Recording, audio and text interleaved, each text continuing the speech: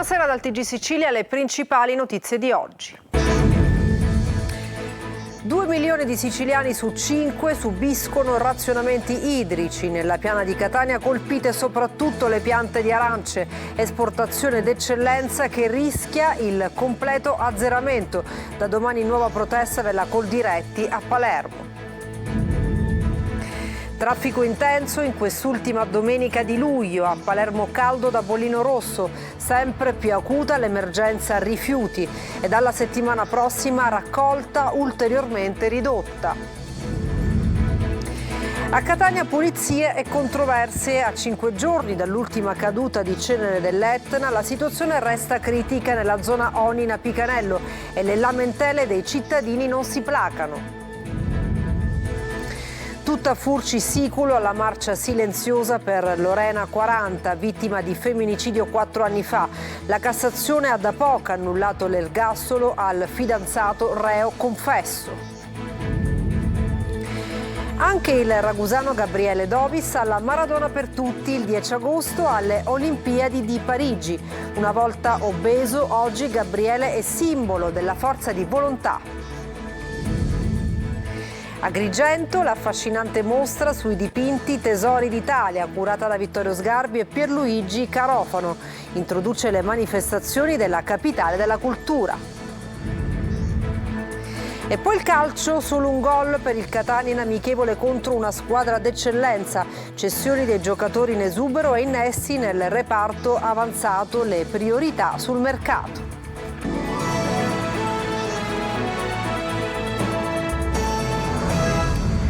Bentrovati nella piana di Catania. La crisi idrica colpisce soprattutto le piante di arance, esportazione d'eccellenza del Made in Sicilia, che adesso rischia il completo azzeramento. A Sfero la prima puntata della nostra inchiesta. Orazio Longo. Prima era così, ora è così. È il canale di quota 100 a Sfero nella piana di Catania, completamente secco.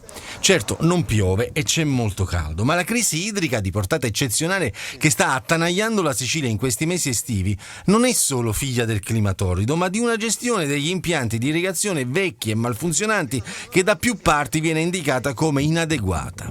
Inadeguata da anni. Il problema non è ora, il problema risale a 40 anni fa. Io ho ereditato l'azienda da mio padre e 40 anni fa avevamo gli stessi problemi. In 40 anni nessuno è riuscito a programmare delle opere, delle strutture che esistono, attenzione, esistono, ma sono malfunzionanti. Eccole le coltivazioni che non ci saranno nei prossimi mesi. I campi completamente aridi, il verde ha lasciato il posto al giallo, a sparire principalmente è la produzione delle arance, esportazione d'eccellenza del Made in Sicily. Il consorzio di bonifica non è in grado di dare l'acqua perché purtroppo gli invasi dove noi preleviamo l'acqua per irrigare è vuota. Noi qui irrighiamo dalla diga Pozzillo a Regalbuto, quindi la diga è completamente a secco, quindi non permetterà a tutti gli agricoltori, migliaia di ettari, di essere irrigati. Il livello economico di danno si può calcolare? La stima fatta dalla regione si aggira intorno a 2 miliardi di euro di danni. Il governatore Schifani spiega che la regione si sta impegnando non solo per arginare ma anche per risolvere i problemi strutturali. Nel lago Biviere di Lentini, nel Siracusano, è entrata in funzione la prima delle 2 pompe di sollevamento che permette un prelievo di circa 400 litri al secondo per acqua destinati ai terreni agricoli della piana di Catania. Ma davanti a un paesaggio simile, il futuro roseo è lungi dal venire. Agricoltori e allevatori in ginocchio per la grave crisi idrica. Da domani nuova protesta a oltranza di Coldiretti davanti al Palazzo della Regione. Dopo la manifestazione dello scorso maggio, le nostre richieste sono rimaste inascoltate, lamenta al TG Sicilia il vicepresidente Gibino. Emanuela Corsi. Non si placa il malcontento nel settore dell'agricoltura a causa della siccità. Pochi gli interventi in favore del settore che da mesi è in ginocchio. E Coldiretti, dopo la grande manifestazione del 28 maggio scorso, torna a protestare. Da domani pomeriggio a Palermo centinaia di agricoltori staranno ad oltranza davanti alla presidenza della regione per chiedere tutti gli interventi rimasti inattuati. Innanzitutto il decreto legge sul contenimento della fauna selvatica. Abbiamo chiesto un tavolo politico con la presidenza appunto del Presidente della Regione, che è l'unica figura che ha la capacità di fare degli scostamenti di bilancio rispetto a quella che è la finanziaria regionale. E sappiamo le grandi difficoltà che negli ultimi mesi e negli ultimi anni, più che altro, i consorzi di bonifica stanno vivendo. Soltanto con l'aiuto e con la regia appunto degli agricoltori si possono fare delle programmazioni di breve e lungo periodo. Una crisi, quella di oggi, che affonda le sue radici nella mancanza di interventi per decenni, opere rimaste incompiute e assenza di manutenzione in quelle realizzate. O non è stata mai completata, per esempio la messa in funzione in alcuni casi della diga di Lentini, che oggi sarebbe oro colato per tanti agrumicoltori della piana di Catania. Sono tutta una serie di elementi che praticamente sommati assieme, dovuta a una gestione di mala politica sino ad oggi, e avrebbero potuto mettere nelle condizioni oggi la Sicilia di avere delle migliori e dei quantitativi maggiori di riserva idrica. Ad oggi l'unica risposta ottenuta dalla Regione sono i voucher fieno per le aziende zootecniche, costrette addirittura ad abbattere il bestiame per mancanza di acqua e foraggio. Un cinquantenne di Pedara è morto per un incidente con la propria mountain bike mentre percorreva insieme a un gruppo il sentiero sterrato di Timpa Modda nel territorio del comune di Milo, sul versante sud-est dell'Etna. Sul posto il soccorso alpino e speleologico siciliano. Praticate le procedure di rianimazione, per l'uomo non c'è stato nulla da fare. Ultima domenica di luglio e via al grande esodo. Palermo anche oggi, bollino rosso per il gran caldo e ancora nella morsa dell'immondizia. Rifiuti praticamente ovunque e dalla prossima settimana la situazione potrebbe peggiorare ancora. Marco Gullà. L'ultima domenica di luglio apre al grande esodo verso le vacanze estive tantissimi siciliani che si sono messi in viaggio verso le località balneari della nostra isola in una giornata di grande caldo, soprattutto nella fascia interna. In molti cercano refrigerio al mare. Traffico e lunghe code nelle strade isolane. Palermo nel frattempo accoglie così i turisti con montagne di rifiuti. Queste immagini arrivano dal quartiere Zisa, ad un passo dal castello che fa parte del percorso arabo-normanno e quindi meta di tantissimi visitatori. L'immondizia sovrasta strade e marciapiedi, una cartolina più che grigia. Emergenza che nei prossimi giorni potrebbe diventare acuta se non estrema. La RAP infatti non può più garantire lo straordinario per mancanza di fondi e allora i doppi turni di raccolta, che avevano quantomeno garantito un minimo decoro in determinati quartieri, non ci saranno più. Le ferie e la mancanza di personale fanno il resto. Si prospetta un agosto caldo tra immondizie e cattivo odore che accoglierà i tanti turisti che arriveranno nel capoluogo siciliano. Dal centro alla periferia, cartoline della vergogna dovunque c'è immondizia non raccolta. Nel frattempo la RAP incrementa il ricorso alle ditte private e il presidente Todaro dà il via ai corsi di formazione per l'assunzione dei primi 50 vincitori di concorso. Non basteranno, occorre altro per fronteggiare quella che ormai è un'emergenza ancestrale per la città di Palermo. Un vasto incendio si è sviluppato su più fronti nelle campagne di Pettineo, nella parte occidentale dei Monti Nebrodi. Il fuoco è partito dalla contrada Saia e si è rapidamente propagato in direzione sud. Oltre alle squadre della Forestale e di volontari sono intervenuti elicotteri e Canadair che sono riusciti a spegnere solo una parte dell'incendio. Le fiamme hanno divorato ulivi e macchia mediterranea. Sono 10 gli incendi divampati oggi in Sicilia, che hanno visto impegnati i forestali, i vigili del fuoco e i volontari della protezione civile. Interventi oltre che a Messina, anche a Catania, Agrigento, Caltanissetta e Denna, uno a Messina. A Catania pulizia e controversie a 5 giorni dall'ultima caduta di cenere dell'Etna. La situazione nella zona Onnina-Picanello resta critica e le lamentele dei cittadini non si placano. Sentiamo Marco Carli. Una domenica con la cenere, una frase che può forse dare il senso. Zona di Catania in cui vai e lamentela che trovi, fra tombini intasati, sacchi di cenere che si mischiano con la spazzatura e problemi per la circolazione di mezzi e pedoni. Qui siamo nella zona di Ognina, Picanello, via De Caro, via Fiume, via Policastro, parte della circonvallazione.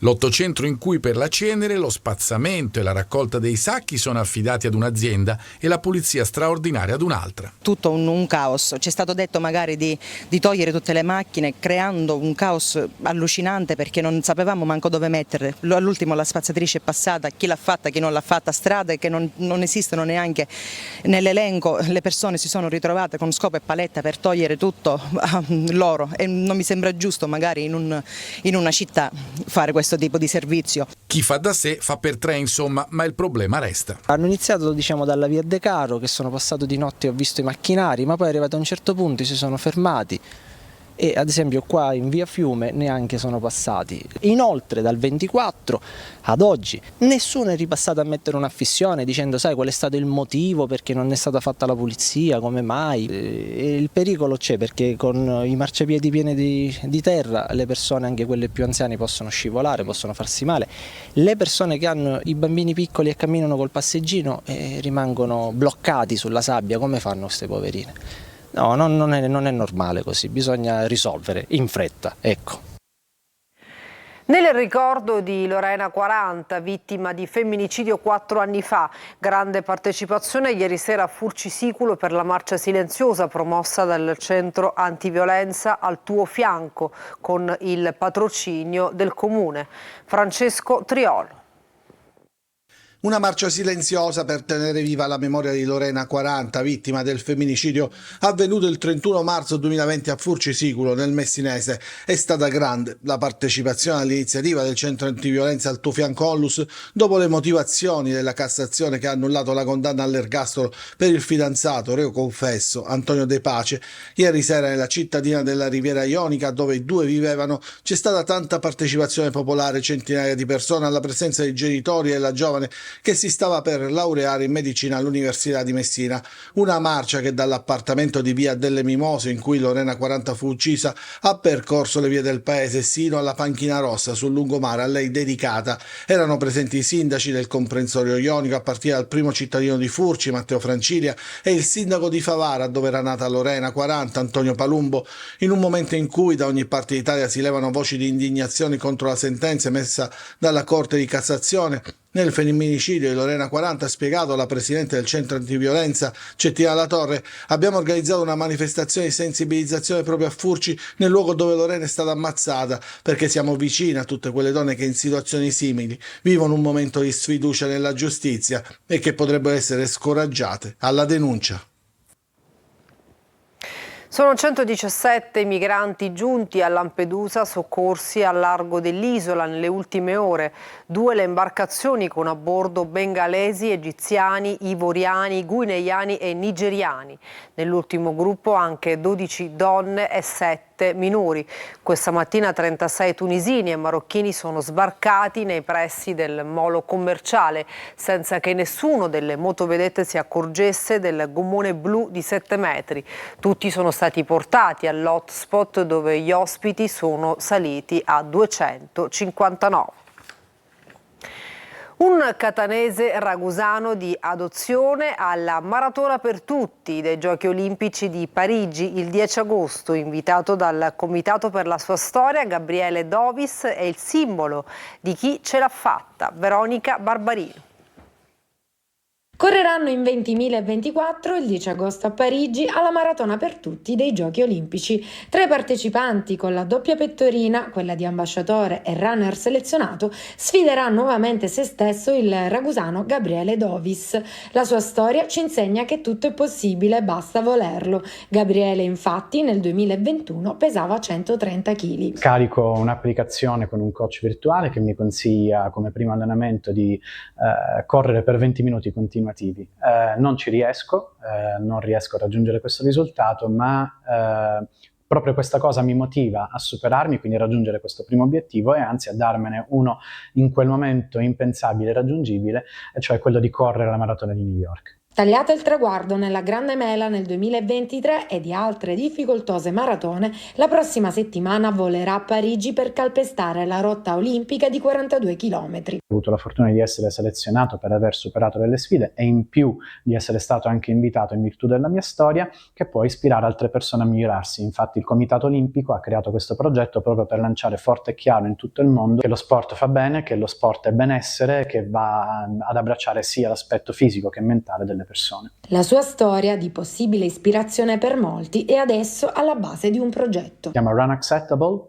che è un gioco di parole tra running e unacceptable, quindi impossibile, inaccettabile che tu possa correre, destinato a salvare altre persone. Quindi così come sono riuscito a cambiare il mio modo di vivere, posso aiutare altre persone a ritrovarsi e magari a darsi dei nuovi obiettivi, dei nuovi stimoli, accompagnando loro stessi a tagliare il traguardo della maratona di New York tra un paio d'anni. Sono almeno una cinquantina le tartarughe caretta caretta nate sulla spiaggia di Realmonte, Melagrigentino. Al 60° giorno dalla deposizione delle uova è iniziata la schiusa, alla quale hanno assistito in tanti affascinati. L'associazione ambientalista Mare Amico, che ha tenuto costantemente d'occhio il nido, ha documentato con video e foto questo miracolo della natura. Agrigento, inaugurata a Villa Aurea, nel cuore della Valle dei Templi, la mostra I Tesori d'Italia, i grandi capolavori dell'arte, curata da Pierluigi Carofano e Vittorio Sgarbi. Davide Sardo. 60 opere di grandi artisti originari di 19 delle 20 regioni italiane, attivi dal 1400 ad oggi, sono esposte ad Agrigento, capitale italiana della cultura, per l'anno 2025. La mostra I Tesori d'Italia, i grandi capolavori dell'arte, è allestita a Villa Aurea, nella Valle dei Templi, uno dei siti archeologici più importanti d'Italia e patrimonio dell'umanità UNESCO. I curatori sono il professor Pierluigi Carofano e Vittorio Sgarbi. Questa è l'Italia, l'Italia dell'Abruzzo, l'Italia del Friuli, qui vediamo il volto di Pasolini, l'Italia della Lombardia, del Piemonte, dell'Emilia Romagna, della Puglia, del Molise. Tutta questa varietà diventa l'unità razionale a cui soccorre una capitale temporanea, Agrigento. Quindi il rapporto tra Agrigento e questa raccolta è il rapporto tra il luogo dove è nata l'Italia e l'Italia unita. Realizzare una mostra di ampio respiro che collega l'Italia dal sud sino al nord e che riguarda il mondo della cultura è uno dei biglietti da visita importanti per far sì che da questo momento in poi Agrigento diventi una città culturale da far conoscere assieme a tutto il patrimonio che riguarda non solo la città di Agrigento, ma che riguarda la sua provincia. La mostra, prodotta dal Consorzio Progetto Museo e patrocinata dal Ministero della Cultura, si protrarrà 18 mesi fino a dicembre 2025. E adesso una breve pausa, tra poco il calcio.